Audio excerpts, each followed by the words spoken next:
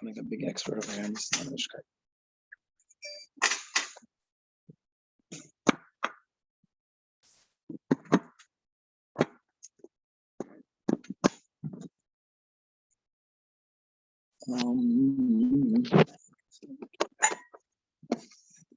Yeah.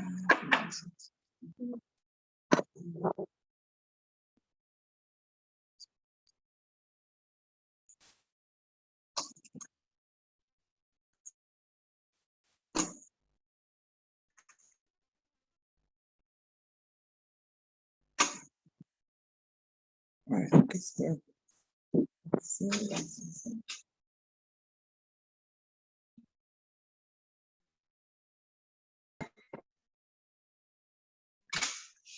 All right.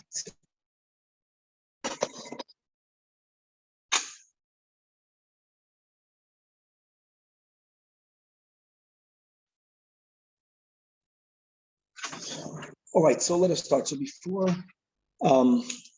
we'll speak about a little bit about the parsha until we get a new topic to learn about. Just as a words of introduction, today in the Chabad Lubavitch calendar is a very special day. Koyach Sivan, Chav Chasivan, exactly 80 years ago today, the Rebbe and his Rebbetzin arrived to the United States. And as one can just imagine, when you are escaping the Nazis, literally, it's a big thing. It's a big thing. We always knew that they came here in the month of Sivan. And in 1984, he came here in 1941. In 1984, when we started to really print all of the teachings of Hasidus, which was something that was not done prior. The Rebbe was very selective as what gets printed and what doesn't get printed.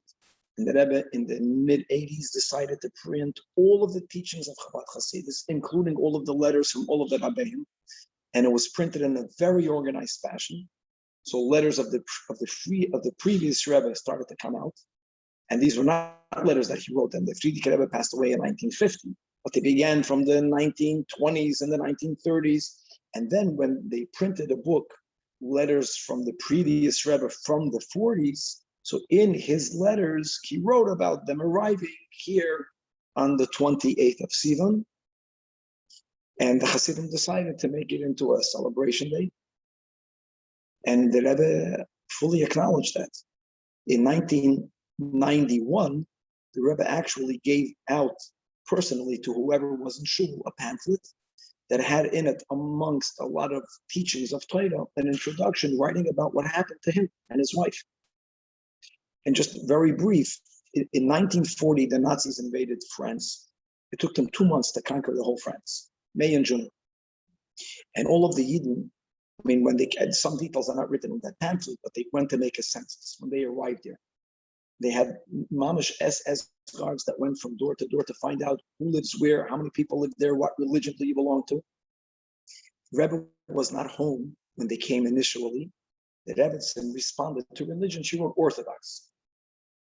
And when the Rebbe was told by the Rebbetzin that she wrote Orthodox, I mean, this is a very powerful story, with the greatest respect to his wife that the Rebbe had, the Rebbe felt that they have to write Jewish. They already knew what's happening. The Rebbe went to the Nazi headquarters in Paris with the Rebbe's hat, like a Yid. And he went there and he says that he wants to get the documents that were taken from his house today, that there was some information that needs to be completed. They asked him what? So he says that it was written Orthodox, Jewish Orthodox. Now, shortly afterwards, the Rebbe and his wife, like almost whoever had seichel, they went to the south of France, because it took the Nazis a long time until they got to the south of France. There was a lot of resistance there. And there was what we call hazing. Hazing was a technique that was sadly used in World War II. And that is when you have masses of people going from one place to the other. So in our case, Frenchies, including a lot of Yidden, were going from the France to the south of France. They would fly their Air Force, and they would machine gun all the people that are on the road. They wouldn't kill everyone, they would kill a big percent. It wasn't only cruel, and the Nazis were cruel, but there was a military purpose to that. is that they wanted for the roads to get clogged with dead people and with destroyed cars. These are big machine guns. In order for the French army not to be able to bring reinforcements from one place to the other. And you should know, because of that, in all countries, including in Israel, the roads that are used by the army are not the roads that civilians use. That's the reason for it. The people don't even know where they have roads. In America, you never saw tanks being transported because they don't travel on the 10 and on the 405. They're not going to go there. All of that came because of the First World War and the Second World War. One way of stopping transportation was destroying the highways. So it has to be like almost secretive passageways to get from one place to the other. And can you just imagine being on these roads when you're being bombarded from the air? There are stories about how mamish they faced death many times. When they came to the south of France, they were there for almost a year. They got there in 1940 and they left 1941. It took them a very long time getting a visa. It was very difficult for Jews to get visas because this country was not accepting Jews. The Frierdiker Rebbe, with a lot of effort, succeeded in getting a visa for the Rebbe and his wife. And they got a passageway, I don't know by heart the name of what ship, that was leaving the south of France. And the previous Rebbe sent a telegram telling them, don't go. You're living in a year understanding that this today might be your last day. And you're trying to get visas. And you finally got a visa. And you have tickets on a ship. If you don't go, it's like right now, if you don't take your flight, it's not refundable. The Rebbe said not to go, they didn't go. That ship was located. Now they needed to get on the next ship. They understood that it's getting closed. And there were Yidden in the south of France that had tickets, but they couldn't get a visa. And there was a Bistritsky family. There are shluchim here, Bistritsky, that live near Agura Hills. I went to yeshiva with them. So his Zayda had a ticket for him and his wife, and they couldn't get visas. So the Rebbe and the Rebbitzin came here on their tickets. They had the visa, they didn't have a ticket because they changed the last second their ships. And they went through Lisbon, they went through Portugal, and they came here on the 28th day of Sivan. This is a great day of salvation. And the way the Rebbe, when he shared, the little that he shared, which is very important, is that when you escape from death, from A to B, most people, parenthetically, would be focusing on what they escaped from, which is a big thing. You lived instead of, God forbid, the opposite. But the way the Rebbe looked at that entire voyage, that was a voyage not from where I'm leaving, but where am I going? It was mamish focused from the beginning. And he understood that he very strongly is telling us is that the last stop of Jews in Galus is in America. The final journey. From here, we're going to Mashiach. And he was explaining about the certain unique characteristics of the American psyche. This is when he's on the ship. Just as an example, that nowhere in the world do you have people parading. Like it's almost so foolish. We're parading because we're Irish. We're parading, and the Rebbe says that this is our avodah to understand and to use all of these tools that for the European were lowly tools, like there's no town, there's no class. And to use it to bring Yiddishkeit even more in the world. Remember when the Rebbe began to teach Tanya on the radio, and Hasidim were teaching it. This is going back to the 60s. No one else taught Torah on the radio. The Rebbe said that God created the radio waves for us to teach Torah on it. And his attitude is that we're coming to a world, instead of rejecting what we're seeing, to see the unique characteristics of the now headquarters of the Western world and to use it into spreading more Yiddishkeit. And from here, we're going to Mashiach. So today is 80 days from that moment. And it's a big yontif, it's a big celebration by Hasidim. That's just a brief introduction. Hashem should give us the koyach that whenever we are going from A to B, even if we're leaving A because A is bad, and it's good to acknowledge and to celebrate we're leaving the bad, that Rebbe's focus wasn't that much about the leaving of the bad, but if we're going to B, it's because there's something good in stage B. We have to identify what it is, and we have to use it to the best that we could for the betterment of God and for the betterment of the Jewish people. Okay. Now, we have series. I don't have a new series yet. We can discuss what we'll be speaking about, but there is a theme in the part that is so important to understand properly. It's really a life lesson. And a quick synopsis of the parsha, which is relatively known. There was a real full-fledged rebellion against Moshe.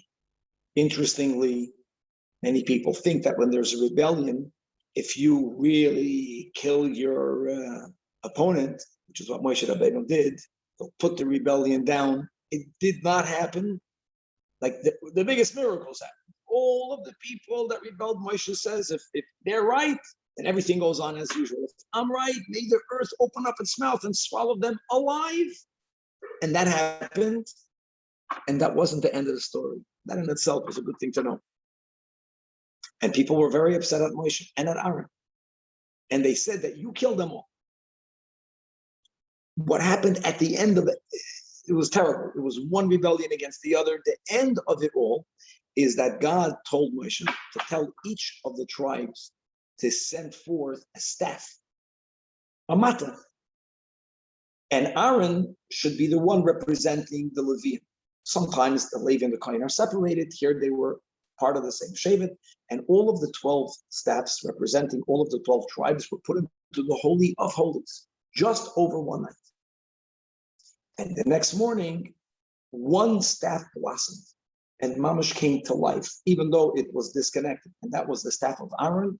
And almonds, shekedim, not only began to bud, but it flowered and it budded and it became fully mature almonds were there the next morning. Moshe Rabbeinu removed all the staffs and showed the people that which happened with the staff of Aaron, and that is what ended the rebellion. Now, why did this end the rebellion? I just want to focus on why almonds? Why almonds? Why couldn't peaches grow? I don't know. Or Eretz Yisrael is known for 7 special paytas. Let dates, let figs, let a pomegranate. So Chazal tell us that in Lashon in Hebrew, shkedim has 2 meanings. And there's a reason why they have 2 meanings. Shkedim means almonds for people that speak Hebrew. And shaket, shkida, means swiftness.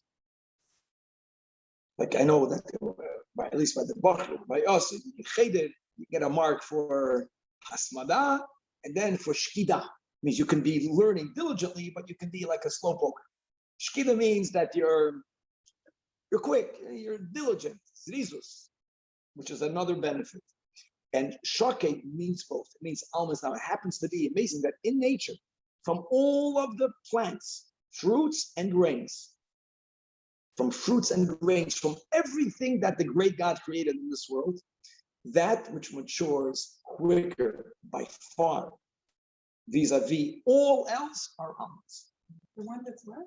The one that matures the quickest. Uh-huh. An almond, from when it buds, which is the beginning of the flower, or even the bud, until when it's fully mature is only 21 days. Now in nature, we have another phenomenon which is similar, and that is the chicken egg. That from when it begins to develop in the mother until when it comes out is 21 days, and there's so much Torah on that, but there's a concept of swiftness. Now here it didn't take 21 days, it took one night. But there's a certain linkage between Aaron and swift. Actually, that's the whole parsha. The people that rebelled against Aaron, their punishment came swift, and that's not normal. That's an anomaly. After the sin of Cain, from when Cain murdered Abel until today, people do things that are punishable, but they don't get punished right away.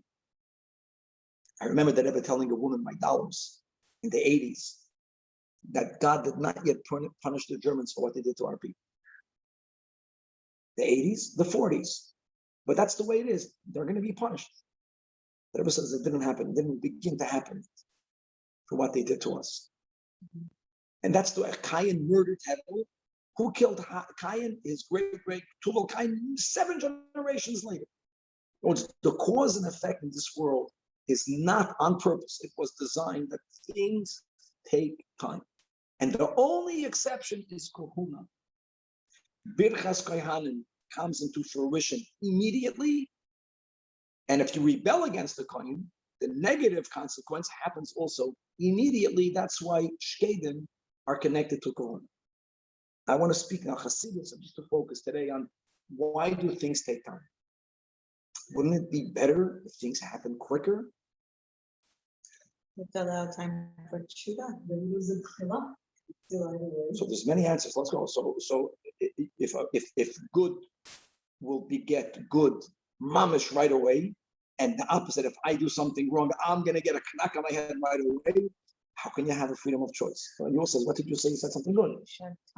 Time to tshuva. It gives. That's exactly what Cain told God. No, it's Cain sinned. God told him do tshuva. Cain knew that he's not the tshuva that God wanted. He can't do the second. He asked God, give me time. But it's a two-way street. If the punishment takes time, so then the reward also takes time. Now there are many classical other answers. I want to tell you what Hasidus says. But Hasidus, to answer this, introduces the following confusion. And what I'm telling you is a confusion. This is the confusion. And you all heard what I'm saying, but I want to point out that it's confusing. That we are told the whole time, just as an example, that Parnasa comes from God.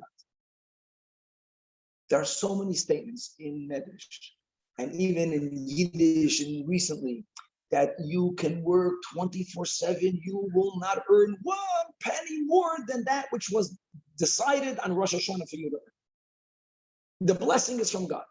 I believe in that. Problem is, we are told that even though God is the one that's giving us all the blessings, whether you want to use the word hishtadlus, which is what the literature like using, the Hasidim, we say you have to make a kli, because God is giving the light, but if you're not going to have the vessel, like it's raining, water, you're thirsty, well, you need a bucket. If not, the rain will be wasted. We have to make a kli. And listen, this is something that we are told, Birchas Hashem hitasher, but uverachacha Hashem b'chol asher tas. That's what Chassid. B'rachacha Hashem.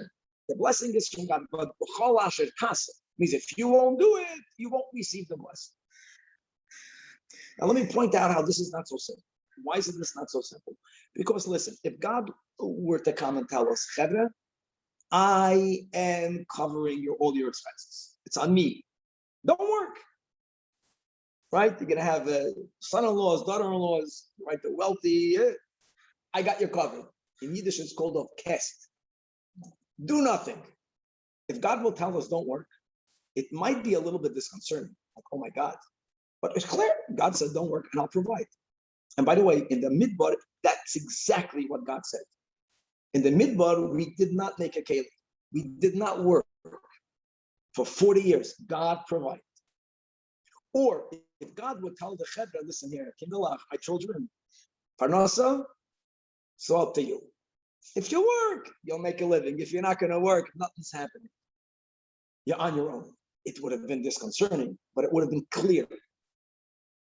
This concept of, no, God gives the blessing, but I need to work. But when I work, it's not me. It's not clear. And let me elaborate on that. Look at reality the way we see it. Now, of course, we don't see things the way they really are. Doesn't it appear to you that people that work more make more money? Always. Not always, but sometimes. As a rule, people that work less. How much ishtadlus do you have to make? And that every person will pull whichever card they want. You see that it's not clear whenever they want. When a person is lazy, they'll say, listen, I did my ishtadlus, now it's up to God. The emes, I'm lazy. I don't even know it myself. Or vice versa. I'm working too much because I don't have enough emunah, but I can defend myself. No, I believe in God. I have to make my ishtadlus. Got to make my ishtadlus. In everything. I'm saying parnasa as an example. Oh, you see that? But I'm telling you, it's not clear. It's like confusing. That's not what you're saying I should do, right? No. Okay. I just want to share words that the Alter Rebbe uses that are very enlightening in this Ishtadlus, Emuna, or other verbiage that are used for this. It's a paradox. What exactly is ani and what's not? So the Alter Rebbe says beautiful. He explains this by asking another question, final question. We know that God determines on Rosh Hashanah. Let's speak about Parnasa, even though what we're speaking about now is way beyond Parnasa. Just it's a good example. It's not too personal. It's not health, not shidduchim. It's emes on everything. Okay. God determines on Rosh Hashanah how much we will earn for the next year. Why do we daven every day for Parnasa? It was already decided. That's the answer. Correct. Thank you. It's not my question. Yeah. That's why it's Maybe a good it's for question. the following year. No. You're davening now for next year. Maybe it change, even though it's been decreed. The Okay. ease of how it comes. Okay. Then maybe it's not. Okay, determined. all good, all good stuff. See, this we're speaking about this for a few thousand years, so it's very difficult to come up with something new. But everything that you're saying is pushing. This is a But Talmudic why topic. Parnasa is, let's say the husband works. How does that work? Like if she It says that the parnasa of the husband has to do with the feelings of contentment that he brings to his wife, because we are God's wife. So the better a husband provides for his wife, the more God will provide for us. Okay, It's being recorded. that's a Gemara. That's a Gemara. But listen to this concept. I'm going to tell you words of everything that you're saying is emes. Mamash, it's written in Torah. The Gemara speaks about this. Tosfos speaks about this. The words that Hasidus says, and it's the same truth from a different angle. I'm a biased Chabad Chassid. It's from the best angle. It's like this. God gives. Ruchni is the keparnas. God gives. What God gives, call that light, or call that shefa, call that energy. All of these words I used in Kabbalah. The problem is that I cannot eat energy. I need to eat bread or grass, whatever the meaning today to eat. I have to eat bread. So what I need to do is I need to translate. That's the best word. God's gift into a more material form. You're a big chacham or chacham, and you have something very wise to share, but you speak in Lashon Kodesh, in Ivrit, and I don't understand it. You shared with me your wisdom. I am unable to receive it because the wisdom was packaged in a language that I don't have access to. What needs to happen? I don't need new wisdom. No, your wisdom is exactly that's it. It's not too much. It's exactly what I need. I need someone to translate your words into another language. This mashal is not accurate because one language to the other language, it's just changing its form. By us bringing down God's blessing, down, because God's blessing is very abstract. It's ruchnius. It's not even physical light. It's spiritual light, or chayas, energy, or life. I have to make that into a table, into a home. So I have to translate it and translate it and translate it. And every time it's being translated, something can go off. You can give a bad translation. You can transform it a little bit off from its original.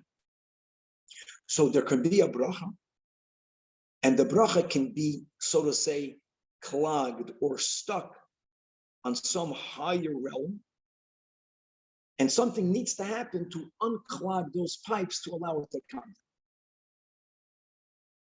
Everything that I will receive for the whole year, including everything in Parnasa, is given to me either on Rosh Hashanah or during Aseret Yemei, during the beginning of the year. Nothing will be added to that. Now, there's always exceptions, but that's the rule. Nothing will be subtracted. Again, there are exceptions, but that's the rule. It's very rare. However, I have to acknowledge that even though it was given to me, it's not, God did not put money in my bank account. God put something in my ruchniistic bank account. Who needs to do the effort of translating it? Me. Another way of saying hishtadlos, or saying making a keli means I have to be the one bringing it down. And it's not a one step down process. It's many steps down. Generally speaking, the way we learn in Hasidus, you have the four worlds. Hashem's bracha goes from God into Malchus of Atzilus, which is the lowest level of the highest world. And I have to bring it down to the world of Bria, and then to the world of Yetzira, and then to the world of Asiyah Ruchni, and then to the world of Asiyah, and then it concretizes. Our work is doing just that. Now, our work doesn't only mean going and getting a job. Gamzeh. Work is to bring it down from Yetzira to the lowest level. But our other works, like we just quoted the Chazal, that if a man is respectful to his wife, if he's generous to his wife, then God will be generous with us. That's bringing it down from Atzilus to Bria. And all of the other sugulos, or certain behaviors that we should be involved in, and other behaviors that we should abstain from, that Chazal connect to Parnasa, or God forbid, the lack thereof, that's part of my Ishtadlus. And also work. So there's different levels of work which are going to bring down the blessing from one level to the other. At least to me, that gave a lot of clarity. God gives the light, and the light is in the world of Atzilus, and I have to bring it down multiple times. And every bringing it down is translating it. And the final translation is actually work, which means that if I won't work, I won't have the money in my account. God blessed me, and it's somewhere up there, but it's not down here. Actually, you should know the meaning of a bracha. A bracha means that there is already something designated for you on some ruchniistic level. It got stuck somewhere, and a bracha is someone else helping you bring it down.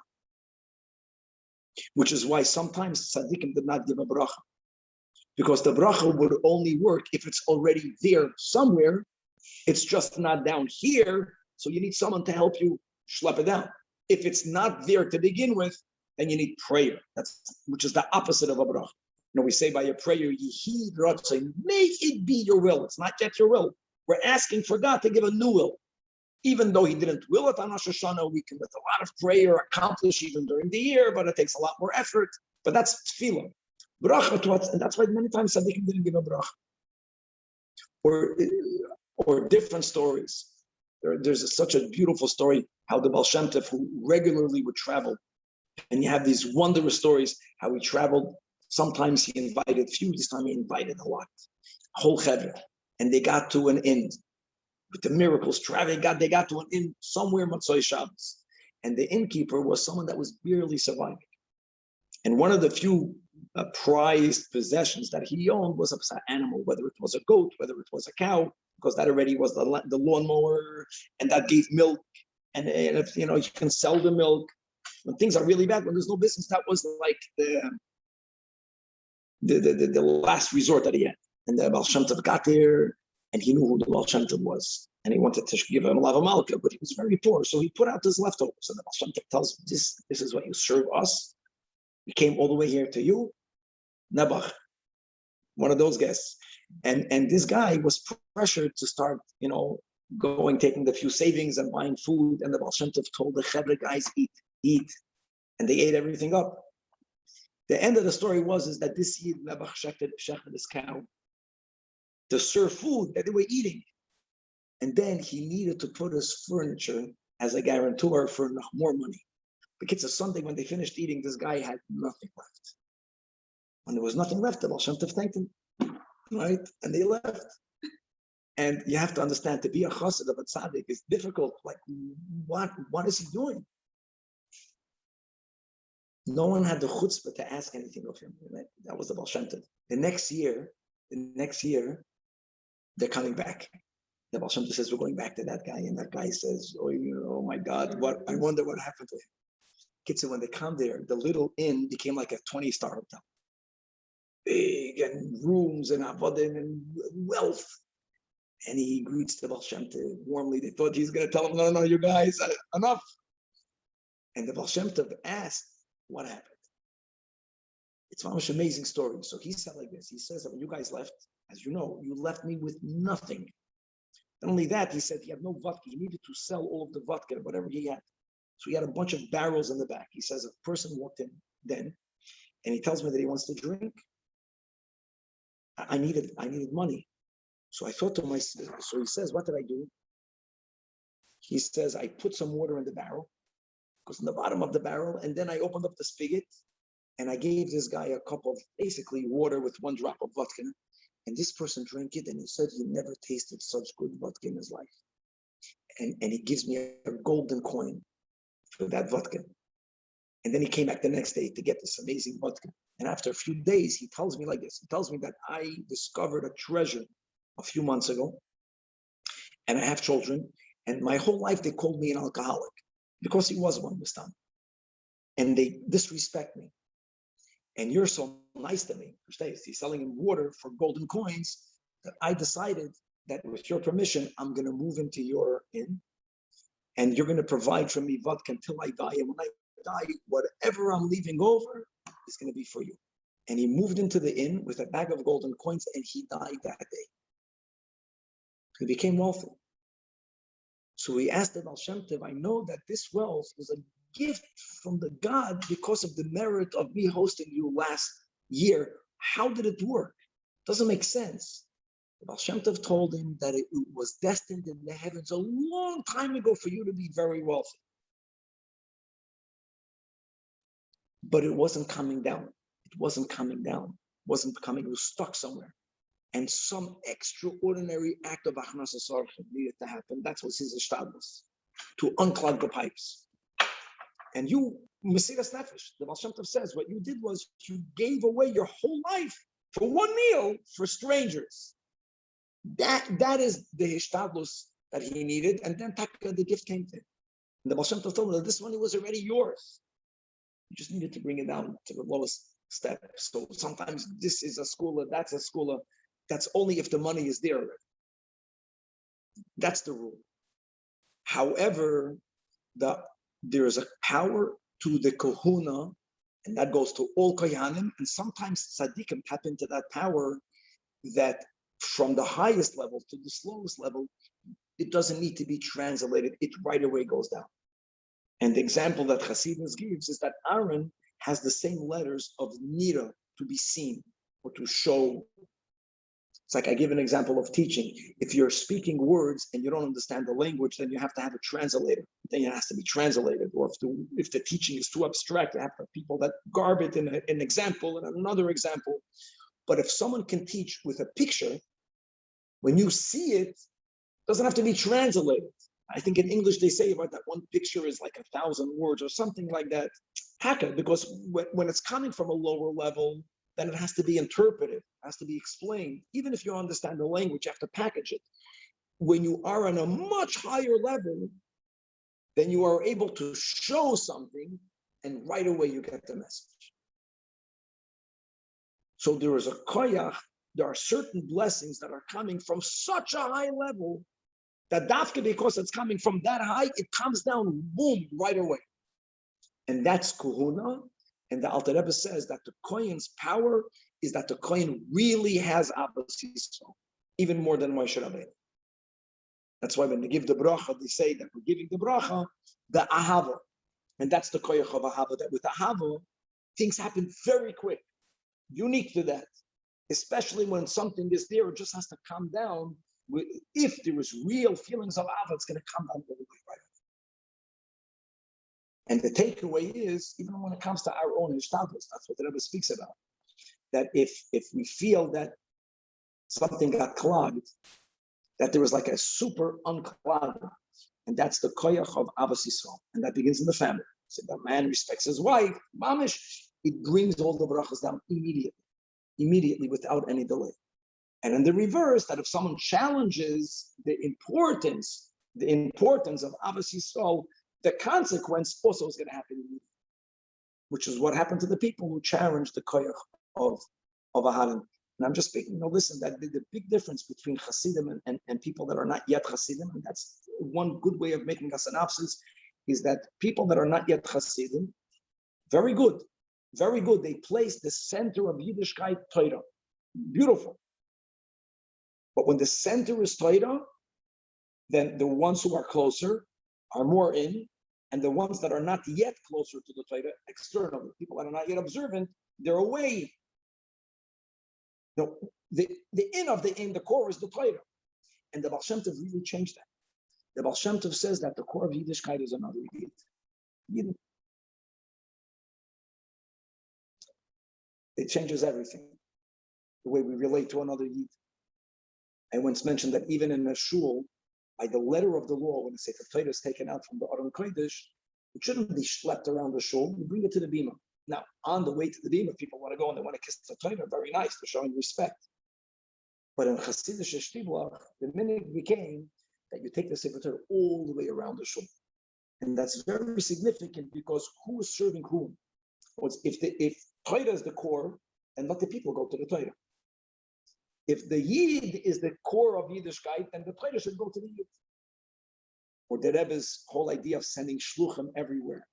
Not make a center and come. And if you don't come, on you. Here's your opportunity. No, we have to go to the Jew.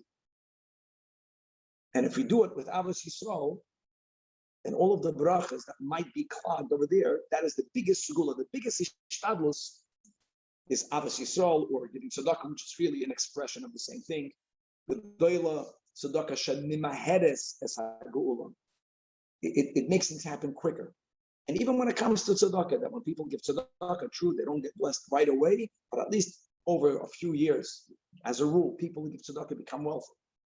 I'm not saying that it happens the next day, there wouldn't be bechira, but it's not like other mitzvahs that might take 4 generations. It happens. Because tzedakah ideally is coming from a feeling of caring, of ahava towards whoever you are investing in, helping. And ahava, the moment you are connected to the Aron HaKoyen, then things happen. Things happen immediately. And Hashem should help. And we're waiting so many years for Mashiach, but that Avos Yisrael and the tzedakah that we're giving, that no generation gave tzedakah the way our Americans gave. Never. Much. Yeah, but God knows for everything. Everything, it's almost the amount of tzedakah and chesed. It's good to be inspired. It's inspiring in everywhere. And you have a baby, people help out. You get married, people help out. Mamish. It doesn't exist. So we never had that before. People were not as affluent as before, but it's like a catch-22. And there's a lot of affluence because of that. This brings brachas, and this will bring the goal. Now we have to pick a topic.